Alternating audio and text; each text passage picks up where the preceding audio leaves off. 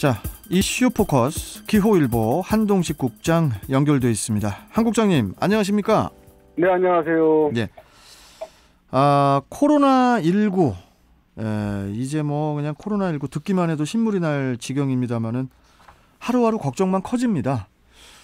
진정세가 좀처럼 잡히지가 않는데 새로운 형태의 집단 감염이 원인이라고 하는데요.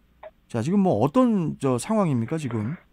예. 뭐 좀처럼 진정되지 않고 있는데요. 방역 당국의 우려에도 결국 전국 확진자가 1,000명을 넘어섰습니다. 인천도 전날 77명에 이어서 어제 또다시 71명이 발생해서 누적 확진자 수가 2,073명으로 늘어났는데요. 이렇게 확진자가 증가하는데 이 원인이 아무래도 집단 감염이지 않습니까? 그렇죠. 최근 며칠은 요양원 등에서 집단 감염으로 이제 확진자가 쏟아졌는데요. 이번에는 미용실과 종교시설에서의 집단 감염이 또다시 감염자를 양산하는 이런 추세입니다. 남동구 소재 미용실에서는요, 지난 13일 최초 확진자가 발생한 이후 15일까지 18명이 추가 확진 판정을 받았는데요. 어제 또다시 6명이 추가 확진되면서 미용실 관련 누적 확진자는 총 25명으로 늘어났습니다. 네. 미용실에서 어떻게 이렇게 확진자가 늘어나는지 모르겠지만요. 마스크를 쓰고 있었을 텐데. 그러니까요.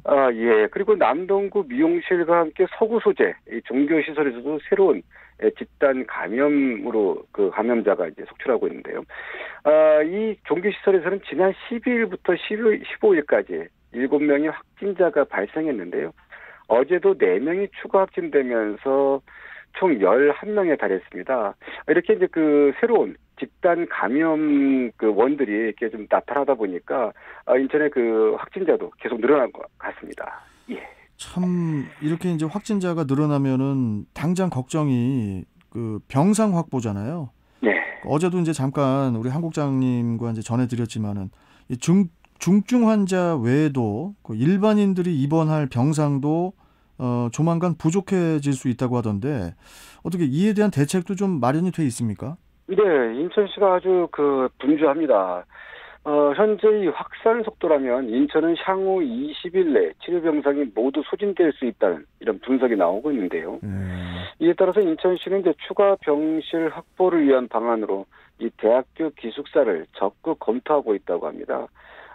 지역에서는 인천대학교와 글로벌 캠퍼스, 이 기숙사 등 인천 지역 주요 대학 기숙사를 생활치료센터로 추가 지정하기로 했는데요. 인천대 생활관은 모두 1,347실의 학생 생활 공간이 있는데요. 이 중 학생들이 사용하는 2, 3 기숙사를 제외한 비어있는 1, 2 기숙사를 활용할 계획이라고 하고요. 뉴욕 주립대 등이 위치한 송도 글로벌 캠퍼스 생활관도 한 382개의 방이 있는데 인천시는 이제 학생들과 그리고 또 학교와 충분한 협의를 벌인 후에 이곳을 생활치료센터로 활용하는 방침을 세우고 있고요.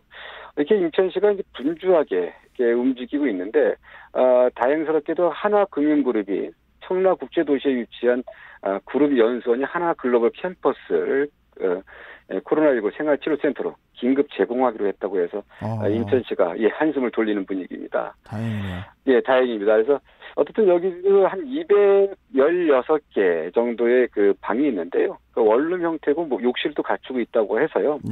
일단 다행스럽게도 활용할 수 있어 인천시는 한숨을 좀 돌리고 있습니다. 네. 참 여하튼 이 확진자가 좀 줄어들어야 할 텐데 걱정입니다. 네, 그렇습니다.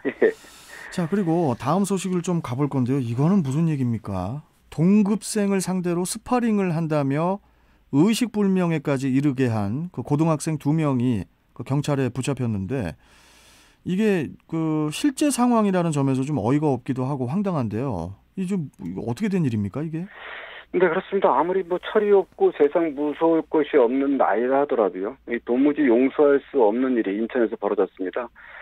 인천 중부경찰서는 중구의 한 고등학교 1학년 학생 2명을 중상해 혐의로 구속해 기소 의견으로 사건을 검찰에 송치했는데요. 경찰에 따르면 이제 A군은 지난 28일 오후 3시께요. 지난달 28일입니다. 네. 중구의 한 아파트 체육시설에서 같은 학교 1학년 학생 C군을 주먹으로 때려서 심하게 다치게 한 혐의를 받고 있는데요.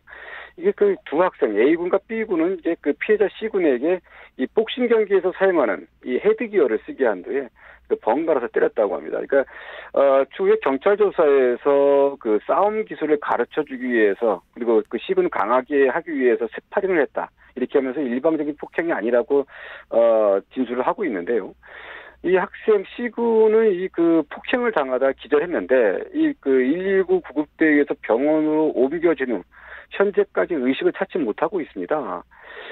지금 이런 상황들이 지금 어떻게 벌어졌는지 모르겠는데요. 이 학생들은 지금 그 범행을 좀 부인하고 있는데 어쨌든 CCTV라든가 이런 상황을 통해서 경찰은 충분하게 그 범행을 확인할 수 있다고 하고요.